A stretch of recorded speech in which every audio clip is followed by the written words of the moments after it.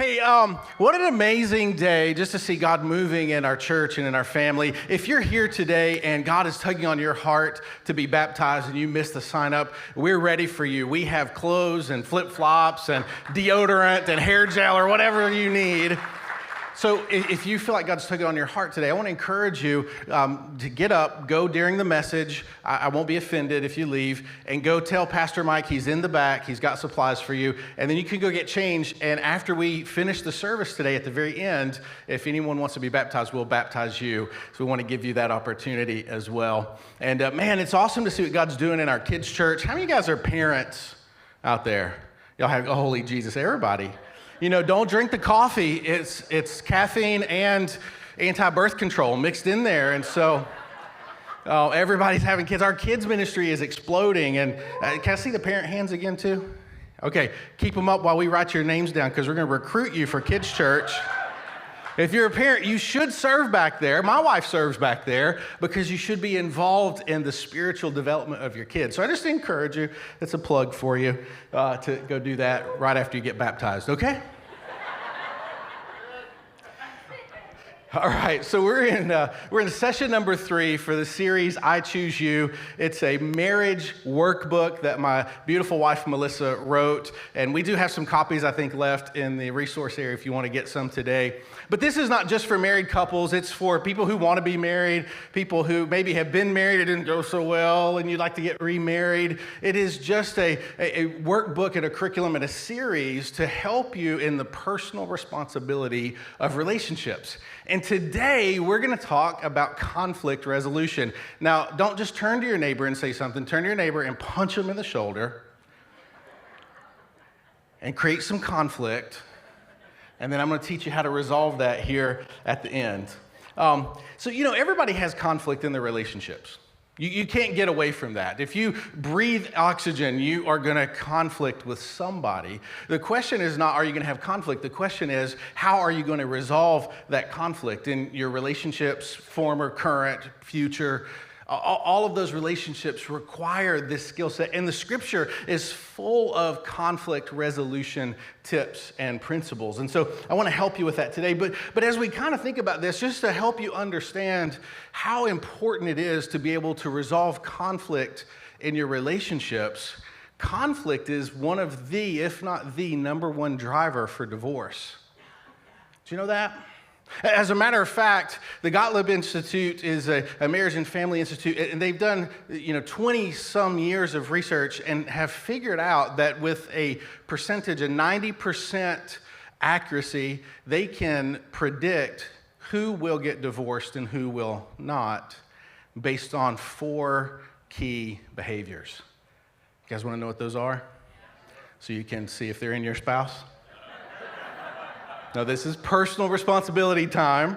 Look and see if they are in you. They actually call these the 4 horsemen of divorce. So the 4 horsemen of the apocalypse, if you are new to Christianity, that's bad. It's bad stuff. So it predicts divorce with 90% accuracy. Criticism, contempt, defensiveness, and stonewalling.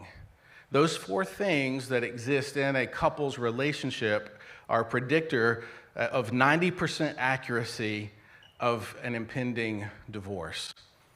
The good news is that these are very fixable and retrainable types of behaviors.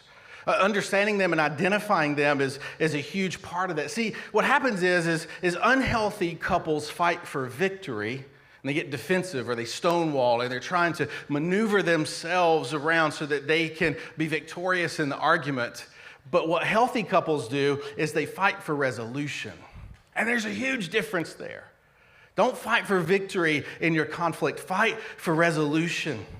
69% of conflict is about ongoing unresolved issues. 69% of conflict is an unresolved issue.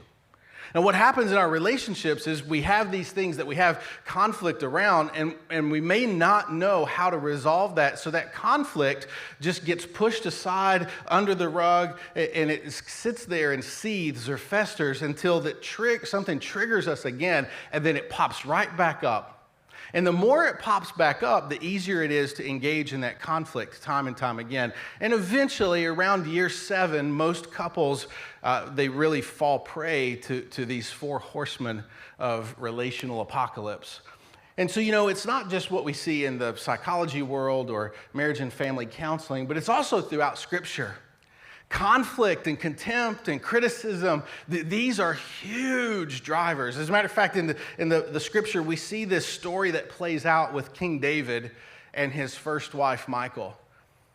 King David was ordained by God to succeed Saul, and he was anointed by God to do that. And the story goes like this, if you're new to church. He came in and he was a great warrior. And the current king gave him his youngest daughter to be married to. And as a part of the wedding dowry, he was to go out and kill 100 of the enemy. And Saul, the current king, thought that he would go out and be killed, but it backfired on him. So it started this whole conflict between David and Saul, and Michal, the young daughter, was caught in the middle. But the Scripture tells us this, that she loved him. As a matter of fact, the Jewish theology tells us that nowhere else in Jewish Scripture does the Bible ever say a woman loved her husband. Never was it proclaimed. This is the only time. Meaning that she loved him so deeply that the Scriptures took the time to articulate how deep her love was for him. As a matter of fact, as Saul is trying to kill King David, the future King David, she comes along and she tells David, my dad is trying to kill you. Let me help you escape. And so she defies her own father and helps him escape. And her father shows up and says, where's David? And she says, well, I don't know. And she put some hair under, it was like, Shawshank Redemption. She put some hair under a blanket and a barrel under there. And I think he's sick. He's sleeping, Dad. Leave him alone. He's crawling out the back window. So she's defied her own father. She loved him greatly. Now, as the story progresses, King Saul looks at David and basically declares him a dead man, even though he hadn't been killed yet. In Saul's mind, he has already decided this guy's a dead man walking. And so Saul takes his daughter that she gave to David to be married, and she gives him to another man to be married. And David goes on the run for so many years. And then all of a sudden, Saul's killed, and David comes in to receive the throne. And I want to pick up the story with you guys in 2 Samuel chapter 6, verse 16. It says, but as the ark of the Lord entered the city of David, Michal, the daughter of Saul, notice the Bible calls her the daughter of Saul, not the wife of David. She looked down from her window, and when she saw King David leaping and dancing before the Lord, she was filled with contempt for him. How in the world does this woman go from someone who loved this man so much that the only occurrence in Scripture outlining the love of a wife for a husband she held? How does she go from that place to now having contempt in her heart for him? She had one of the 4 horsemen in her heart for him. Verse 17 says that they brought the ark of the Lord and they set it in its place inside the special tent David had prepared for it. And David sacrificed burnt offerings and peace offerings to the Lord. And when he had finished his sacrifices, David blessed the people in the name of the Lord of heaven's armies. And then he gave every Israelite man and woman in the crowd a loaf of bread, a cake of dates, and a cake of raisins. Then all the people returned to their homes. Verse 20, when David returned to his home to bless his own family, Michal, the daughter of Saul, came out to meet him. Listen to what she said. She said in disgust, how distinguished the king of Israel looked today, shamelessly exposing himself to the servant like any vulgar person might do. Verse 21, David retorted to Michal, well, I was just dancing before the Lord who chose me above your father and all of his family. He's appointed me as the leader of Israel and the people of the Lord. So I celebrate before the Lord. Yes, I am willing to look even more foolish than this, even to be humiliated in my own eyes. But those servant girls you mentioned will indeed think that I am distinguished. Verse 23, so Michal, the daughter of Saul, remained childless throughout her entire life. Sounds like some of maybe our conversations when we get into intense fellowship, as Melissa and I like to call it. when there's conflict there.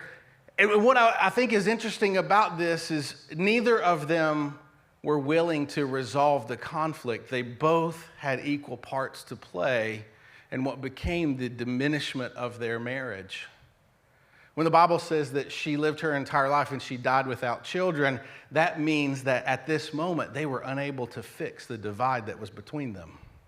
Now, David would go on and marry 8 other people that were named. And then there's a whole list of people that were not named. So David was full of his own stupidity. He had his own part to play in this, but so did Michal. You know, I look at this, and instead of addressing her source of hurt and bitterness, David gets defensive. There's his own part of the 4 horsemen of the marital apocalypse. And then he begins to put down her father. How many of us have ever done that? Like we start defending ourselves. We start putting down, if your dad wasn't such a moron, well, if you hadn't done this, the funny story, you know, I'm a perfectionist in our home and I never do anything wrong. And so this morning, I've got a little bit of a cold I'm getting over from last week. I had a little bit of a headache, so I went to the medicine cabinet this morning to grab some Tylenol. And so I grabbed the bottle, and the lid is not on the bottle, and the bottle falls. It's a brand new bottle, falls, and it hits my toe. And the Tylenol goes all over the place. And my first thought is, she didn't put the daggone lid on the Tylenol, because I would never do that. But then I remembered she doesn't take Tylenol. And I'm conflicted. But she doesn't take medicine on, and I'm like, I'm a drug dealer. I'm like, babe, here, just have a Tylenol. Just crush it up, put it in your smoothie, and just drink this. It'll be okay. And so I'm there on my hands and knees, and I notice she gets down real quick to help me pick it up. And I'm thinking, And so I said to her, you know, I know you didn't do this because you don't take Tylenol, so I guess I must have left the lid off. And she looks up at me real sheepishly. And she said, my neck's really been hurting. It was me. And I was like, I'm vindicated. But normally when it is Tylenol, it's me because she doesn't touch it. But today I was vindicated. I felt good.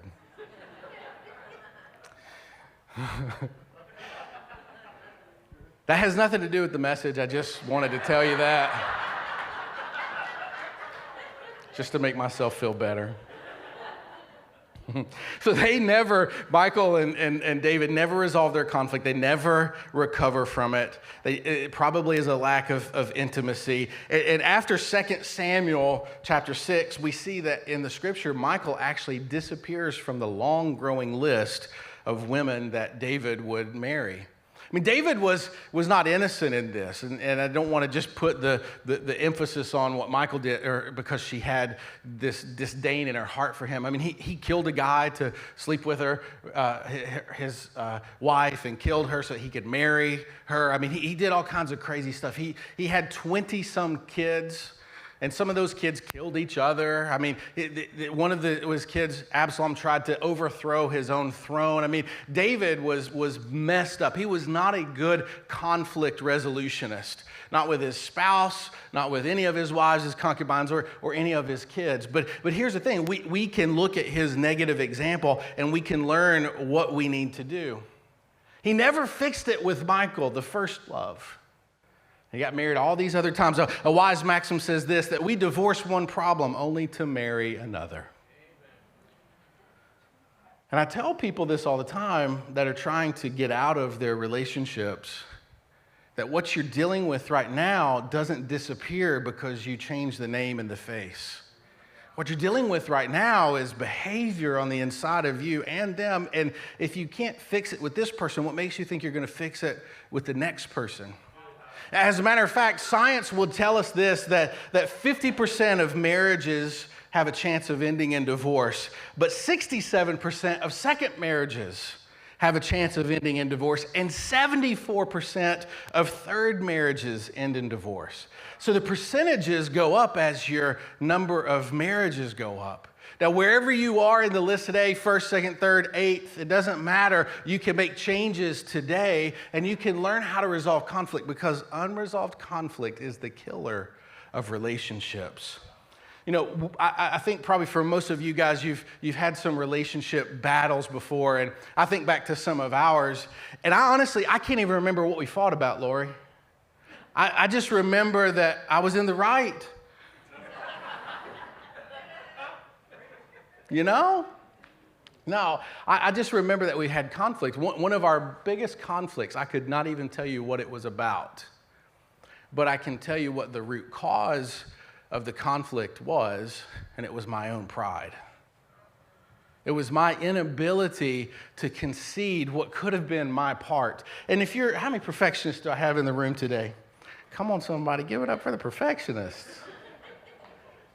You guys, if you're a perfectionist, one of your 7 deadly sins that you deal with is pride, because you try so hard to make sure that you do everything right the first time. And because you put so much effort into doing things right the first time, God forbid that you have to apologize for something that you didn't do right, because you've got all these other things that you did so right. So I do all of these things I think are so right, and when I actually do screw up and do something wrong, I have such a hard time apologizing. And Melissa is so amazing and humble. She started in our marriage the culture of apologizing first. Whether she was in the wrong or not, she always says, well, I just apologize for my part. And then I have to look at myself in the mirror and say, okay, where's your pride? Where's your ego? Put that aside. I have to apologize for my part. And that has been one of the most fundamental tactics that we've used in our marriage to override conflict and to resolve conflict. In the book, Melissa details out this thing that she calls the conflict classroom. How many of you guys watched your parents fight growing up? Just watch other people. Isn't it funny? Maybe I have friends that fight. Isn't it the most awkward thing in the world? And it's like the friends don't even care. They're just like bickering at each other in front of you, and you're just like, stop it. Like, I'm here. There's people here watching you fight. Please, to God. And they just keep going. Anybody? How many of you guys are the friends that fight in front of people? Come on, raise your hand. You'll fight in front of people. Let us know who you are today so we can glare at you. Oh, gosh. So conflict classroom is really about what you have observed in your life. And a lot of times we learn how to resolve conflict based on what we've seen in other people. And your family of origin is such an important part of that. How your parents resolve conflict is a lot of where you get your skills. But today I want to help you maybe identify some of your conflict characteristics, and let's replace some of those with what the Bible teaches as conflict resolution tactics.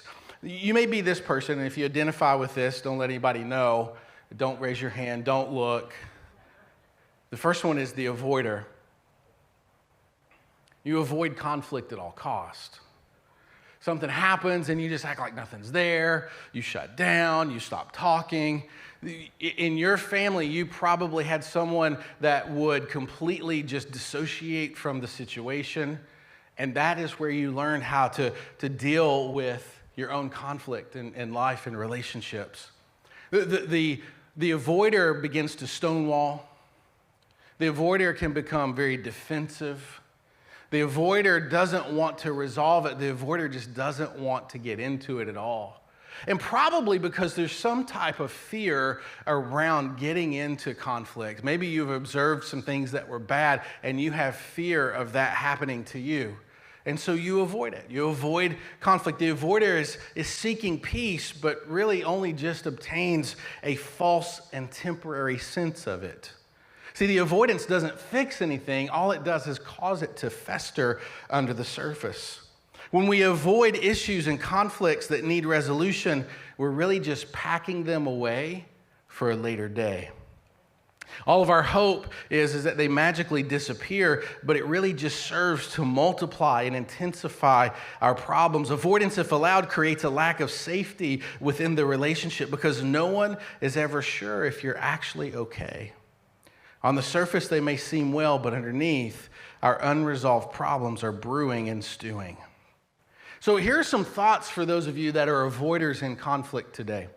You have some kind of situation, some kind of issue. You don't want to get into it. You don't want to fight. You have a fear around it. Here's some thoughts, just some things for you. I encourage you to write these down. You're probably an avoider based on fear. That's probably the root issue of why you avoid things. You have a fear of what's going to happen or how it's going to play out. And God gives us the ability to overcome fear. So I'd encourage you this. Ask yourself this question. Why are you afraid to fully address the conflict with your spouse? Why? Is it because you saw bad examples? Is it because you're afraid of where it might take you in your relationship? Is it because you're afraid that you really are in the wrong and you don't want to admit that? To take some time as an avoider and really just examine, why am I afraid of stepping into this? Why do I not want to have this conversation? Are you afraid of losing the argument? Because healthy couples are not here to win, they're here to resolve. And if you avoid, you never will resolve the issue. It just festers. The second thing is I would encourage you to ask, where did you first observe people avoiding conflict? Maybe you learned it from somebody, and it's something that you need to unlearn in your life and relationships. The third thing is this: how can you take baby steps to open up to your spouse? Maybe there's some, safe words that you can develop in your relationship that says, hey, I want to avoid right now, but I know I need to take a baby step. We've developed phrases and safe words in our relationship over the years, and those are extremely helpful. I'm a man, and I have a hard time listening. Anybody? Melissa will tell me something, and I'm like, yeah, and then she'll say, what did I just say? And I'm like, I don't know, tell me again. I have a hard time just listening. I'm not a great active listener. And so maybe that's part of your issue is you're not a great listener, and you avoid the conflict, you avoid the issue, but you can take some baby steps. And one of the things that we did is we would say in our relationship, hey, what I hear you saying is, boom, or would you repeat back to me what I just said? And that gave me, or Melissa would say to me at sometimes, hey, I really need you to listen to me right now. And when I heard those words, I realized I really do need to pay attention. And so maybe if you're an avoider, you can develop some language with your spouse that says, hey, I really don't want to engage this, but I know we need to. And that lets them know, take it down about 85 notches, because they want to have the conversation with you. Maybe you're afraid that your spouse is too aggressive, your spouse is too competitive, and you need to have some language that says, listen, I don't want to fight with you, but I do want to resolve this. I feel the pressure to avoid. Can we talk about this in a rational way? The fourth thing is this, is how can your spouse support you? Maybe you can have that conversation as an avoider. And you can say, hey, listen, when we're having intense fellowship and you come in hot, coming in hot. It just makes me want to run. And maybe if you have the conversation with your spouse around how that makes you feel, it will help them understand they need to cool down a little bit. And you can begin to take those baby steps. Here's a scripture for the avoidance personality. 2 Timothy chapter 1, verse 7. For God has not given us a spirit of fear, but of power, love, and a sound mind. There's nothing to fear in having conflict. Fear will keep you from engaging conflict, and fear will keep you from resolving conflict. And fear will keep you in a prison of tension in your relationship. So I would encourage you, work through some of those things, ask some of those questions, gain some language around it. The second one out of the classroom is the grudge holder. How many of y'all are grudge holders? I know y'all raise your hand because you're just mad at everybody and everything. The grudge holder, the grudge holder probably has some hurt and pain from their own past, and that hurt and pain has created this tough exterior, and that really is your shield of protection. You hold grudges and you have a very tough exterior because on the inside you're probably really sensitive. Siri's talking to me. I don't know why. Stop it. Quit it. Exit. Okay. Which one? You hear this? She's carrying on we're having conflict right now. Siri, stop. She won't go away. Okay. The grudge holder is always keeping score. Often when an argument arises, the grudge holder dredges up some relic of the past to prove their point. Well, you said this 17 years ago. I don't even know anything about 17 years ago. Are you kidding me? They feel justified in spouting off a litany of offensive they've had to endure in conflict and resolution, and reminding of their spouse just how much they've had to put up with. They can be harsh and hurtful. The grudge holder has not truly forgiven and is usually hurting deeply themselves. They typically carry both pain and pride. The spouse on the other side of the grudge holder has difficulty knowing which one to address. Sometimes the grudge holder has expectations that are too high that have not been communicated. Recognizing that your spouse is just human can help. Now, the grudge holder of the four relational apocalypse styles is contempt. They have contempt on the inside of them. Here's some thoughts for the grudge holder. See past the pain and see the person. You have your own pain that's created a shield, and your grudge is your shield. Your aggression is the thing that protects the soft parts of who you are. But if you can see past your own personal pain and look at the person that you love on the other side, and you can see that maybe your spouse is imperfect just like you, it would help you not hold a grudge against them. Sometimes it's important to put the shoe on the other foot. The second thing is, as a grudge holder, maybe you could discover why you have difficulty releasing offense and pain. Why do you have difficulty releasing that? Are you afraid that if you release them from that bondage of your grudge, that they'll do it again? Are you afraid of the pain of repeated offenses? Well, here's the thing. If you continue to hold the grudge, you're never going to resolve the conflict, and thereby it's going to continue to happen over and over and over. If you're afraid of them offending again and hurting you again, the only path forward is to get rid of the grudge and actually go through and resolve the conflict. Otherwise, it's going to continue to happen. The third thing to consider thoughts is this: what small steps can you take to bring true closure to offenses and healing in your marriage? What are some small steps that you can do? Like, you don't have to let it all go, but you could let something small go. What small steps can you take? The fourth thing is invite God in to heal the pain and to help you address the pride. Most of us that are grudge holders are really that just because we're hurting ourselves. And the spouse on the other side of that that's married to the grudge holder, your empathy is important. Because if you come back and you're fighting against the tension of that grudge holder and you are entering into World War III with them, you are just reinforcing the pain that causes them to be a grudge holder in the first place. So having some empathy for the pain that spouse is going through is helpful. Here's a scripture for the grudge holder. Colossians 3:12. Therefore, as God's chosen people, holy and dearly loved, clothe yourself with compassion, kindness, humility, gentleness, and patience. Bear with each other and forgive one another. If any of you has a grievance against someone, forgive as the Lord forgave you.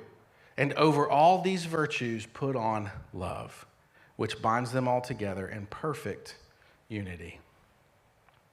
The third classroom that you may have learned from is the conflict resolution style of the competitor. How many competitors do I have in the room? I know y'all will raise your hand too. All y'all competitors out there. First one to go up. The competitor style. The competitor of the four horsemen of the marital apocalypse holds criticism and defensiveness because they're competing. So in a competition, we have to critique the other person in order to get ahead. And we have to be defensive of the areas in which we're falling behind so that we can portray ourselves in a winning position. This is the person that says, I know.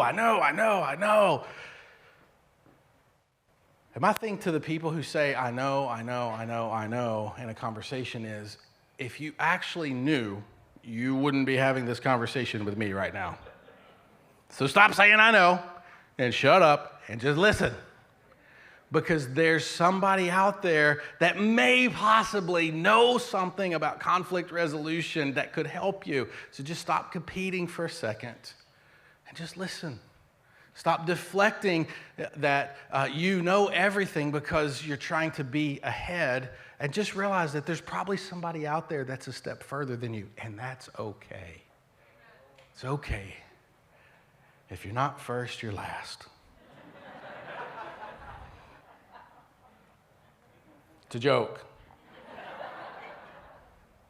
So these are often the words of those who follow this conflict pattern. The competitor knows it all, has done it all, did it better than anyone else, knows someone who did. That's my favorite. Oh, the one-up story. Got a friend, you tell a story, and they're like, oh yeah, no, I did this too, and it was so much better than your story. Thank you for sharing. Appreciate that. The competitor vacillates between the defense or offense, depending on what it might take to win the argument. Winning is everything, and appearing to be right at all costs is downright expensive. The competitor has deep insecurities that never allow their spouse to have the perceived upper hand. They have yet to realize that the real beauty in marriage is mutuality, which stems from individual humility, and that being wrong or apologizing is never about weakness. Melissa and I were competitive for many years in our relationship and our conflict resolution. She's competitive by nature, and I'm a perfectionist by nature. You can imagine what some of those fights look like. Neither one of us wanted to throw in the towel. A competitive nature is not wrong, but competition has context. And marriage is not the place to be competitive. In your marriage, you likely were attracted to each other because of your differences. Because of the strengths of the other person, you wanted to be with them because you saw that they had things that you didn't possess. But suddenly, when you get married, all of a sudden the things that you were attracted to now become a liability to your competition and your position in life. And those things that were supposed to be complementary to you have emerged into a place of competition to you. And if you can take some time and put the competition in its place and understand that those differences are actually things that you need from your spouse, you'll find that it begins to complement. And that complementation is where true power starts to come into your relationships. Your spouse is your teammate, not your challenger. Marriage is safety and service. It's not winning and losing. So here's some thoughts for the competitor. Think about this. How do you compete with your spouse? Like, where are the areas that you're in competition with them, and how can you resolve that? Do you regularly argue beyond a point of reasonable boundaries? Like, you're just arguing just to be right. That doesn't resolve conflict. We got to train ourselves, number 2, to recognize when you're competing for competition's sake. 3, choose to approach conflict with humility, empathy, and with solutions. Number 4, allow your spouse to remind you when your competitive nature is finding its way into the wrong context. You don't have to be first. You don't have to always be right because you're one flesh. And it's more important that you're in unity. It's more important that you're walking in step together. It's more important that you're resolving your issues and conflict together than it is for you to be right. A scripture for the competitor is this too, actually, because they're overachievers. They need 2, not just one scripture. Galatians 5:13, for you have been called to live in freedom, my brothers and sisters, but don't use your freedom to satisfy your sinful nature. Instead, use your freedom to serve one another in love. And Philippians 3:7, but what things were gained to me, these I have counted loss for Christ.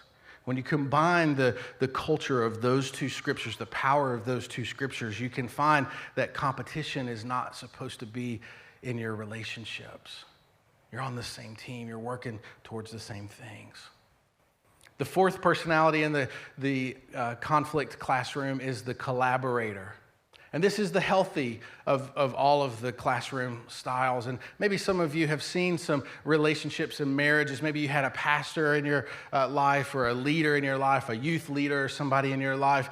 Maybe there was just a really great marriage down the street, a neighbor that you watched. Or maybe as you were growing up, you had a friend whose parents were just amazing. They were collaborators. They are the kind of people that look for soft answers. They are the kind of people that they would seek to understand the other person. They are the kind of people that work for the same goals. They're not just trying to compete on their own. They're not just trying to cover their own pain. They're not trying to avoid the issues. They really are seeking resolution. And if these four horsemen of the marital apocalypse are the drivers for divorce, then the competitor, the grudge holder, the avoider, all of those play into that. But the collaborator is how you get around those destructive tendencies. The collaborators, instead of reacting, they come together in a healthy communication style. It doesn't mean that conflict doesn't arise. It exists in every marriage, but the collaborative marriage is trying to seek to fix it, not just trying to seek to be right, not just trying to seek to have their point of view brought across, but they're actually trying to seek the point of view of their spouse, and the spouse is trying to seek the point of view of their spouse, and somewhere in the middle they come together in this place of understanding. Let me tell you this phrase. Pastor Jim is the one who coined this phrase, our pastor, that submission is released by understanding. When you understand where someone is coming from, it's so much easier to submit to that place. And I don't mean in like a demeaning way. It just means I understand why you're mad. And I can submit to that because I understand that I had a part to play in that. So having that collaborative relationship where you seek to understand each other is huge. They seek the highest good. They're always looking for a betterment in the relationship and the union. It takes empathy and maturity to work in a collaborative way with your spouse. And while it's difficult, it is possible. You can train yourself to collaborate. I mean, many of us collaborate at work. Many of us collaborate in other relationships all around us, but when it comes to the person that we are closest with, that we are the most familiar with, our collaborative style goes out the window.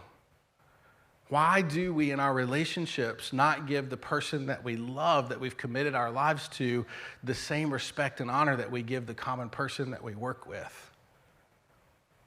It's a trap.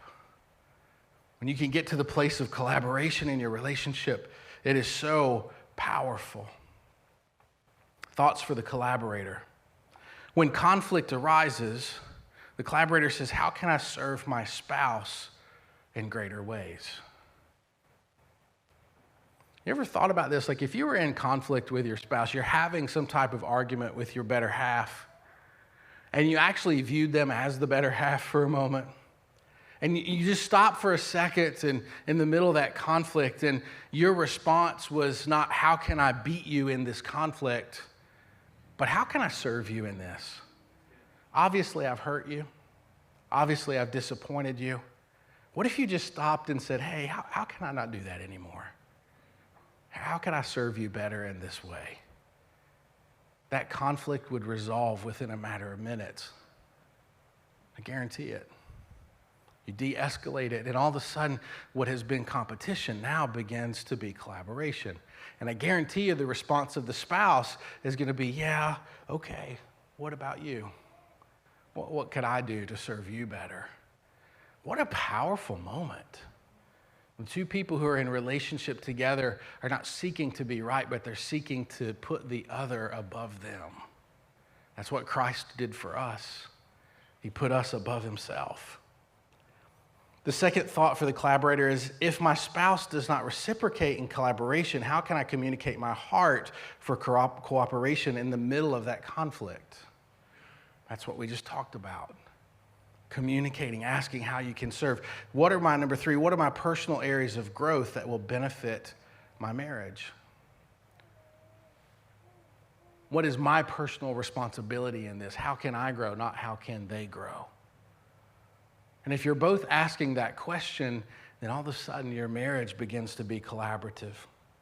Here's a scripture for the collaborative couple in 1 Corinthians 13:4. It says, love is patient, love is kind. It does not envy, it does not boast, it is not proud, it does not dishonor others. It is not self-seeking, it is not easily angered. It keeps no record of wrongs. Love does not delight in evil, but rejoices in the truth, with the truth. It always protects, always trusts, always hopes, and always perseveres. Love never fails.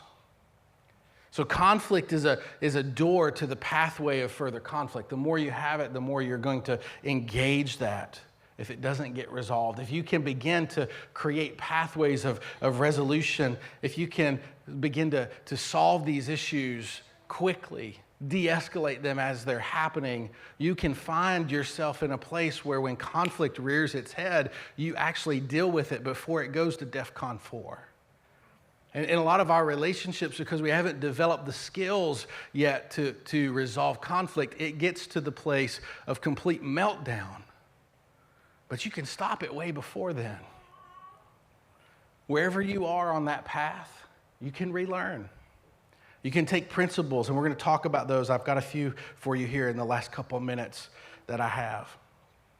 You ever notice that over time in your relationships, there are moments where your spouse has spoken things to you that you refused to adhere to or accept, and at the end they were right? If you just took that moment in the middle of conflict and were like, yeah, you're probably right, how much time and effort and energy and tears and broken dishes would that save you? You know, I haven't really worked out a lot since we had kids, started having kids 3.5 years ago. And so Melissa got pregnant, I gained all the baby weight. And she's like, you know, she's pushing me to go to the gym. And I'm like, I'm afraid of cardio. And anybody else afraid of cardio? It's painful. And so she keeps, you know, she's on me, and I can feel it inside of me. I'm like, don't tell me to go to the gym. And then I want to turn around and say, you ate a cookie last night. Don't tell me to go to the gym. And I've avoided it. And then I told myself, well, I'm just going to work out at home. So I spent thousands of dollars and put it in the garage, but there's no air conditioner out there, so. And she's like, well, why don't you go to Metabolic, Zach's gym? Go to Metabolic with me. And I'm like, I'm not going down there. That's high-intensity interval training. Are you crazy? It's pain. It's nothing but pain. This is no joke. I went to class with Melissa years ago. It was 30 minutes of spin at 5 a.m. and then 30 minutes of TRX. I was doing a one-legged squat, holding on to a rope. And the next thing I remember is I was laying on the floor looking up, and there were 8 girls in the class all saying, Pastor Ben, are you okay? I literally passed out in the middle of the class. My heart just couldn't keep up with it.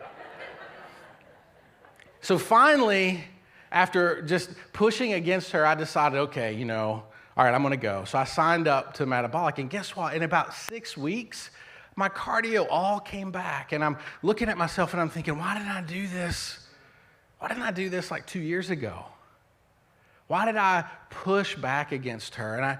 And I look at it now and I'm thinking, I caused myself pain.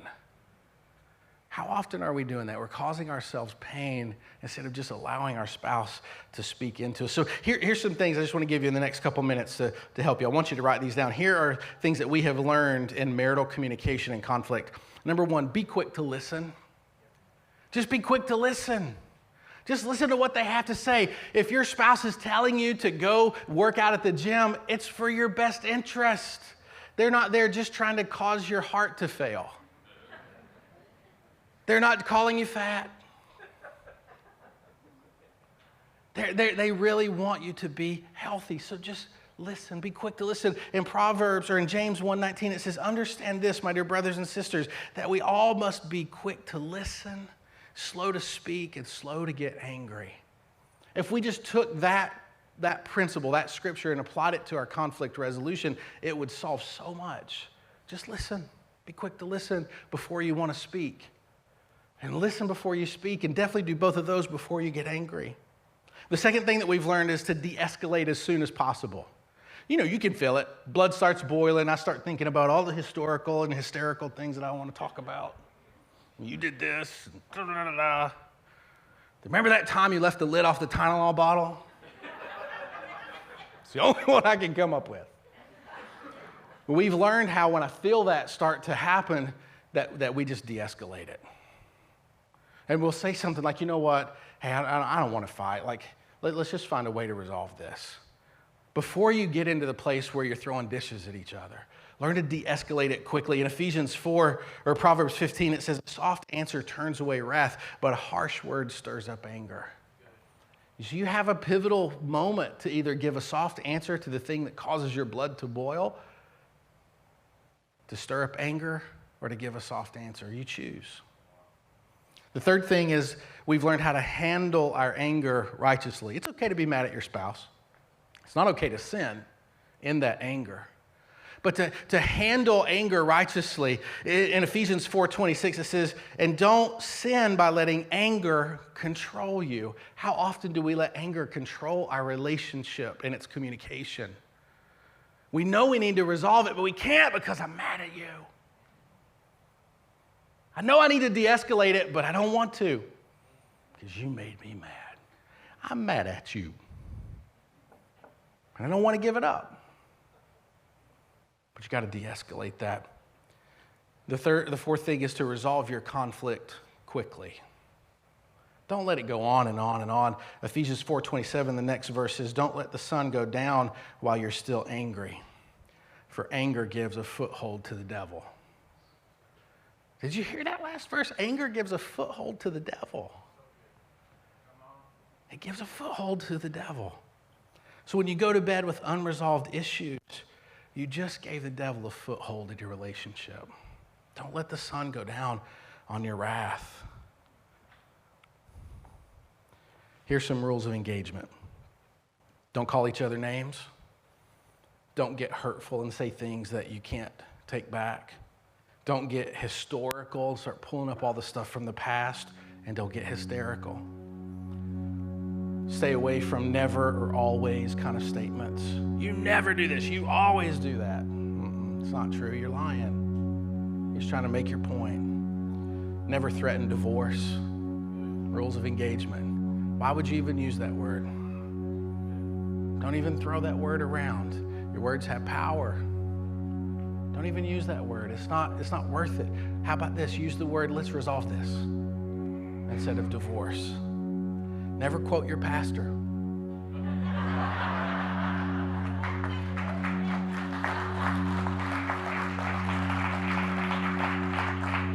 Thank you. Okay, last thing, and then we're going to minister to you. Some practical steps to resolve conflict. I want you to just get this, write this down. If you're in gridlock and you're in conflict, you need to get the gears going again. And this is how you do it. Take a break from the conflict. You have to agree to this as a couple. Tell each other and communicate to each other that I want to resolve the conflict and that I'm committed to giving some options a try. Take some time, number 2, to write down what the conflict is. Because you may have one conflict in your mind, they may have another conflict in the other, and you write them down and you're like, oh, I don't even care about that. And all of a sudden, the conflict that you were in had no basis to begin with. So write it down, articulate it, take some time. Number 3, communicate enough so that you both understand what the conflict is about. And then number 4, separately, go write down some solutions to the conflict, independent of each other. And give some that are weighted to your side, but then give some that are weighted to their side. And give some that are in the middle. And then come back with those, bring those lists together, and just look and see if there's a reasonable match. Sometimes you'll have the same response or result listed in both lists. And boom, then you take that path forward. But maybe it doesn't come together so easy. So if not, then commit to just choosing one. Look at me very closely. Just because you chose a path forward doesn't mean you can't choose another one later. So just choose one. Just choose a path forward. Hey, we're gonna try this. I'm gonna put the lid on the Tylenol every time. Try that. I'll go. I'll go to the gym. I'll just try it. If I die, then you get life insurance. Just try. And if it doesn't work, you can try another one. And if you'll take those steps, those practical steps, you'll find that you can resolve conflict. Last verse, Colossians 3. It says, put on your new nature, verse 10, your new nature, and be renewed as you learn to know the Creator and become like Him. In this new life, it doesn't matter if you're a Jew or a Gentile, circumcised, uncircumcised, barbaric, civilian, slave, free. Christ is all that matters, and He lives in all of us. Since God chose you to be the holy people He loves, you must clothe yourself with tender-hearted mercy, kindness, humility, gentleness, and patience. Make allowance for each other's faults and forgive anyone who offends you. Remember that the Lord forgave you, so you must forgive others. The biggest thing that Melissa brought to our marriage was a culture of forgiveness. And that's probably the best tool that we have in resolving conflict. And by the way, it's the tool that Christ used to redeem you. And if He can forgive you, you can forgive others, especially your spouse. See, resolving conflict is really just based on choices. It's not really spiritual. It's not supernatural. It's just choices. I choose to let it go. I choose to resolve conflict.